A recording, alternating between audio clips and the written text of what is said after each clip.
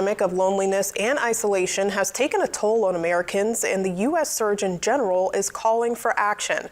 According to a report, loneliness can increase risk of premature death by 26% and social isolation by 29%. For some Americans, seasonal depression kicks in and rates of suicide increase during the springtime.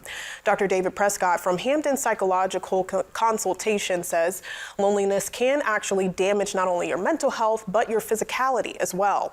However, there are various ways to improve that, and sometimes it's simply talking about your day. You know, we all have that question, hey, how you doing? Great, how you doing? Bye.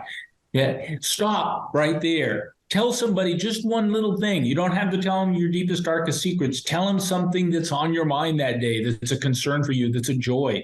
Those little things can help to start to turn that loneliness around because you're forming that connection that we want. Other tips include getting outside, making sure you're getting the right amount of rest, and trying to find ways to think positively. Experts say with current events continuing to be heavy topics and people in the country feeling divided, it's encouraged to get out and participate in the community to mend that disconnect with others.